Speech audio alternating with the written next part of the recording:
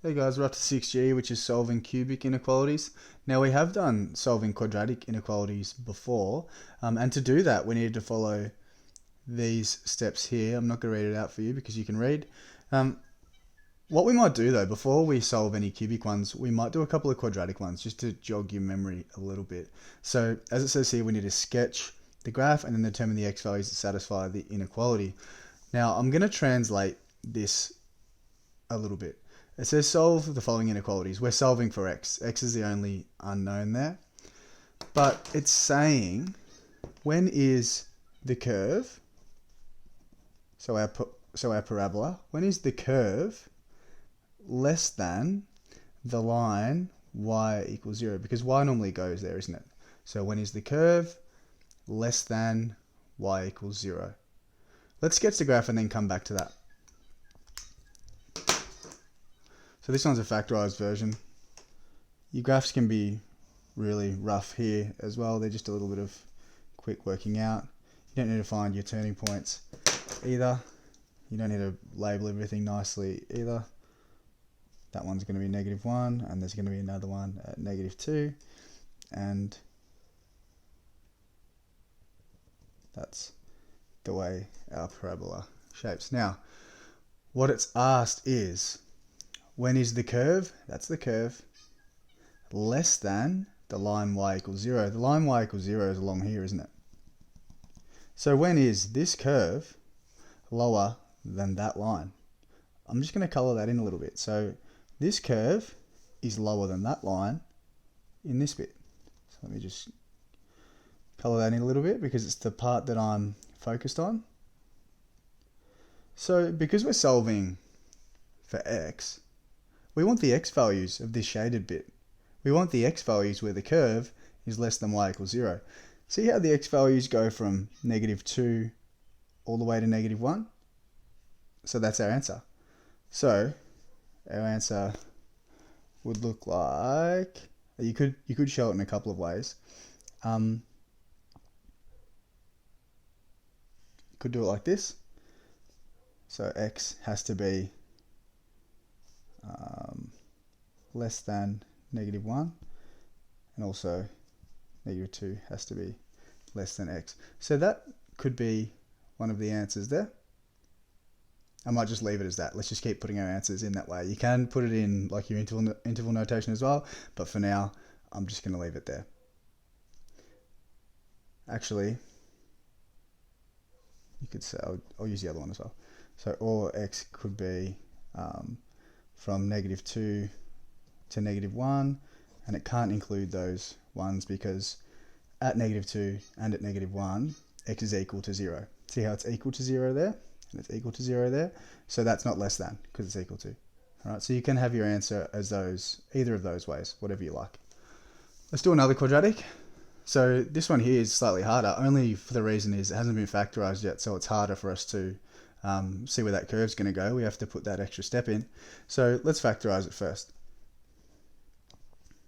All right, now factors of -6 that add to make 1. So +3 and -2.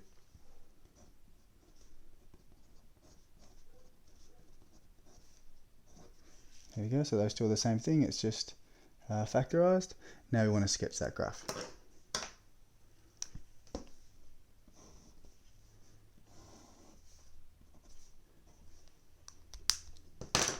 Show those two x-intercepts. So it's at 2 and it's at -3. And one of these ones as well, the tail points up. Alright, now this one has asked us for which x value is the curve. This bit here is showing what the curve is when the curve is greater than the line y equals 0. The line y equals 0 is here again. We want the x values where the curve is greater than it. So I'm going to colour that in. It's greater than x equals 0 here. It's higher than. And it's higher than or greater than here as well. Okay. So we need to say what these little intervals are. So we could say that x has to be less than -3, or x has to be greater than 2. So that's one of our answers. Now I think we can put, instead of writing or, we can put this little union in there. If we wanted to put it in the other notation, so like that one, we could say that x is from -infinity all the way to -3, not including -3, or x is from 2 to infinity. There we go. So there's our two answers there. So that one's helped us out in kind of remembering how it worked with quadratics, but it does work the same way with cubics. So we're going to go down with this one here, follow those same steps. We're going to sketch the graph and see which x values that we actually want.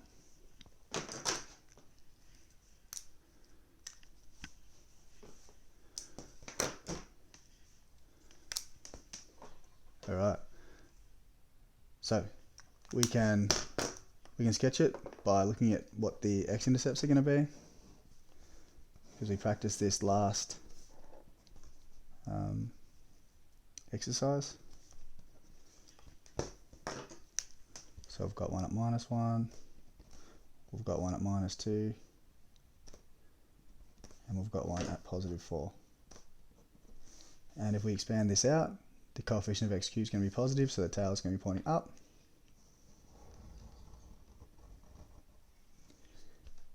The graph's going to look like that. Alright, now we want to know where the curve, this is our rule, where the curve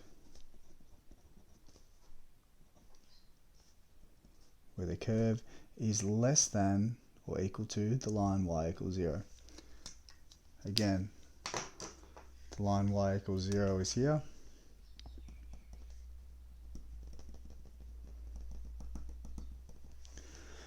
We want to know where the curve is less than y equals 0. It's less than y equals 0 here. See how it's lower than it? And it's also less than here as well.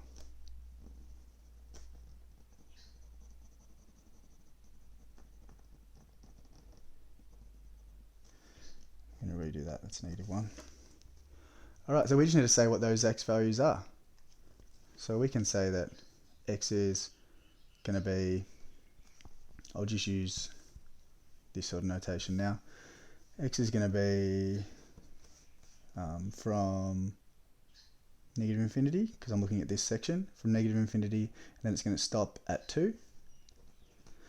But this time I'm going to use a square bracket because it says it's less than or equal to. And it's equal to 2, it's equal to 0 at 2, sorry. There you go. But there's also that other section here. So we can say, oh, this section as well. Now this section goes from, and it includes -1, all the way up to 4. And we're finished.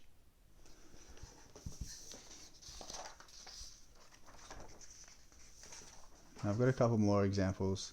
This one here is pretty much the same, or is the same as the one before it, but we'll do it anyway, just so you've got a little bit more exposure to it.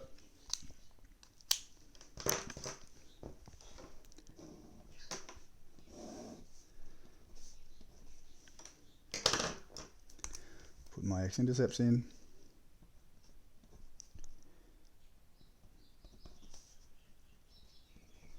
That I got out of that.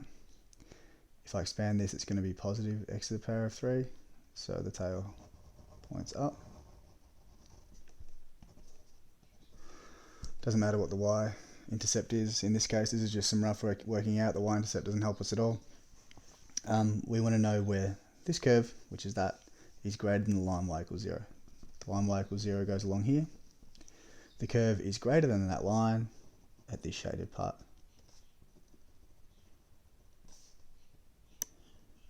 And the x values of the shaded part, which we're after, are from -2 to 1, and from 3 all the way to infinity.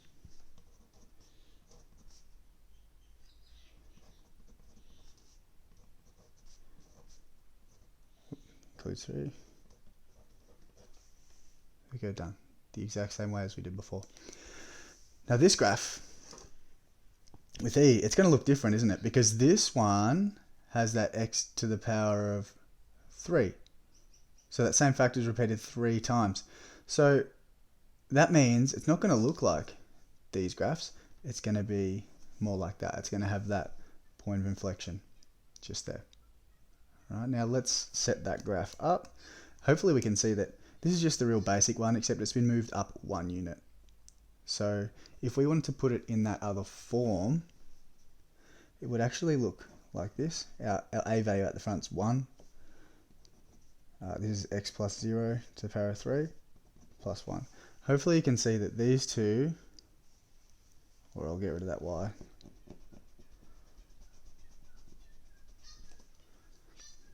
These two are the same thing. I've just made it look like it's in that point of inflection style form. And if we put it like this, it's probably a little bit easier for you guys at the moment to sketch it.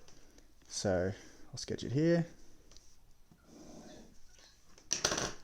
Looking at this, at our h and k, we're going to have a point of inflection at 0 and 1.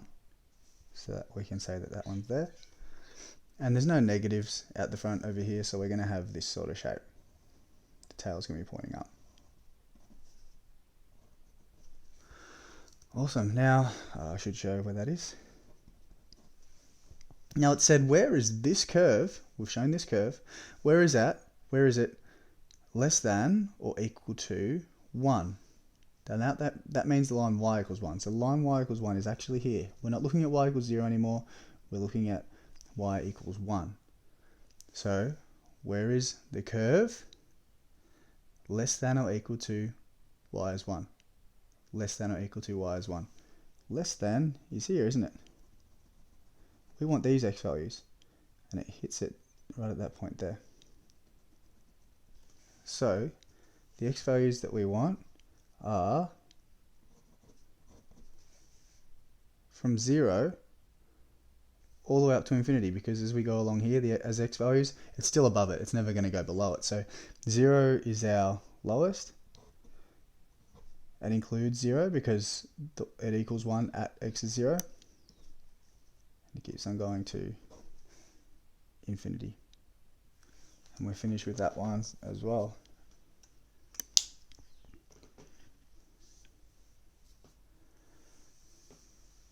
Now to keep my video a little bit shorter, I'm not going to do the whole working out for this one, but you can probably guess, in order for us to sketch the graph of this so we can actually work out the inequality, we're going to have to factorize this, aren't we?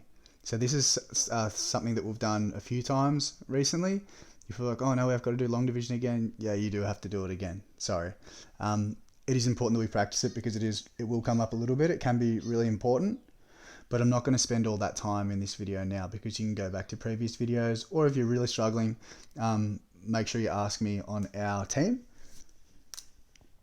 But once you factorize this, it should be in this form here, or should look like this anyway.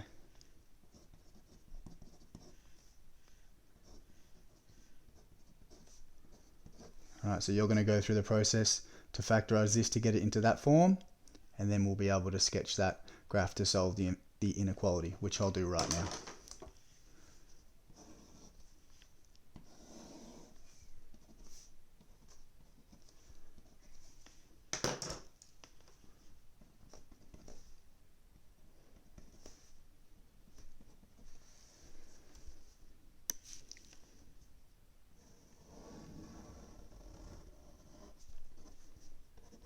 Alright, graph sketched. Where is the curve greater than the line y equals 0? Here's the line y equals 0. It's greater than that line here, and also here. So the x values for that, x is going to be from -2 to 1, to -1, sorry. And now it doesn't include those because it has to be greater than 0. It's 0 at those points, so we don't include them using that. But we've also got this other section over here. So it's all from 4 all the way to infinity, because that's that section. all done. Thank you guys. Have a go at the questions.